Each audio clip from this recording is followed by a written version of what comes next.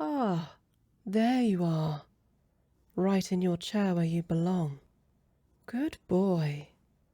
I confess, I feared that you might succumb to your baser instincts, and started prowling about after I left you alone. How disappointing it would have been to have to punish you after all the affection I lavished on you earlier. But don't fret. No need for that worried look. You proved you could behave even when left to your own devices, so there's no cause for disciplining you. In fact, quite the contrary. I think your good behavior merits a reward. Would you like a reward, my pet? Of course you would, and you'll have one, all in due time. But first, there are a few errands we'll have to see to. I already explained that I'd have to have you washed and dressed properly before we retire to bed.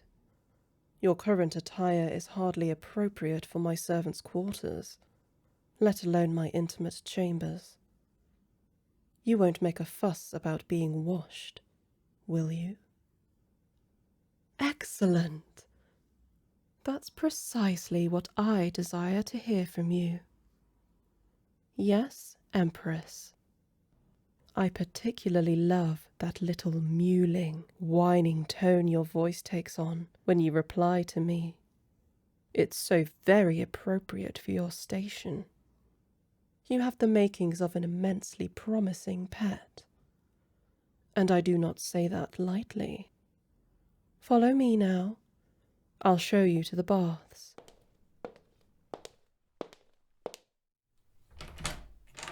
I've had one of my maid girls run a nice hot bath for you. I specially instructed her to pour in a generous measure of lavender bath soap. That's the source of all those pretty little bubbles you see foaming at the water's surface. Close your eyes. Take a deep breath. Isn't the aroma positively intoxicating? Would you believe me if I told you that I routinely have a very particular variant of lavender shipped in at great expense from one of my colonies across the vast ocean, solely so that it can be distilled into this soap? Sailors risk hundreds of leagues of sea and storm just to ferry it to my palace. Imagine all that sweat and blood and salt expended simply to make your bath maximally pleasurable. Oh, pet, how sweet of you to say, but you don't have to thank me. It's only the natural order of things. My empire is a great and sprawling machine, and the single function of that machine is to serve my ambitions, my desires. Not least of those desires is that I and my pet should want for no earthly luxury. Should you prove yourself and take a more permanent place by my side, you will quickly find that there is no material expense I will spare to see the satisfaction of those I hold closest. Why, this room itself is testament enough to that. Layer on layer of marble and ivory, and glittering gold filigree. It's like something out of those old storybooks about a pretty princess who lives in an impossibly splendid castle by the sea. I wonder, standing here now, do you feel like a princess? Oh, you look like you're thinking so very hard about how to answer that in a way I approve of. Adorable. Don't worry, pet. It's only a little joke. Is your Empress not permitted a sense of humour? In any case, please, stop gawking and remove your clothes. Well, what are you waiting for? Did I not make clear that when I issue an instruction, I expect... Wait. Oh, I'm sorry, darling. Shh, shh. No need to explain. I see now, by that flustered expression and those fidgeting hands, what's really happening here. You don't mean to disobey me. It's just that pesky pride of yours rearing its ugly head again. Here, come closer. Lift your head up and meet my eyes. You're shy, aren't you, pet? You're too proud to disrobe in front of me. Don't be afraid. You aren't in trouble. In the long run, I'd probably be wise to train that bashfulness out of you. But I confess, some part of me does find it ever so cute. And you are new, so I'll tell you what. I'll permit it. For tonight, at least. Here, let me turn around and offer you your privacy for a moment. But this time, I expect you to obey. Now take off your clothes and get in your bath.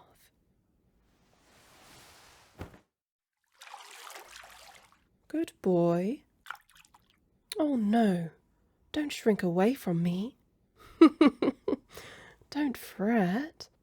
Don't try to cover yourself. I promise no one can see a thing beneath all those bubbles. See? Your Empress isn't such a cruel mistress, is she? I'm not unwilling to indulge your little insecurities if I must. I don't even mind so much as long as they don't keep you from playing your role. Was that a little sigh I heard just now?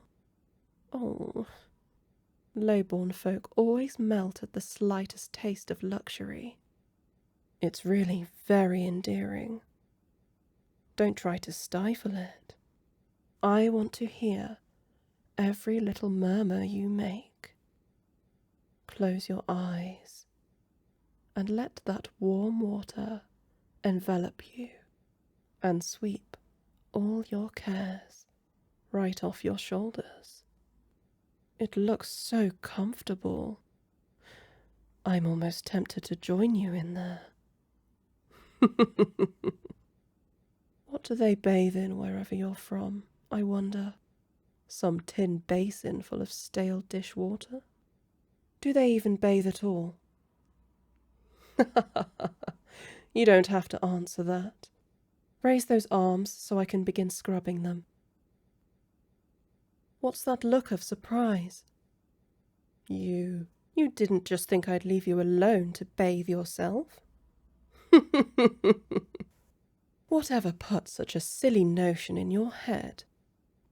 Let me ask you a question, and think hard before you answer. If you took a mangy stray dog into your house from out in the rain, would you leave him to bathe himself? No? Why not? Good boy, exactly right.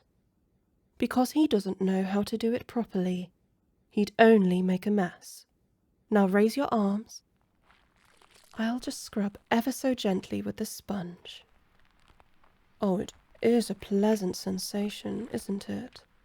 Your little purrs say more than words ever could.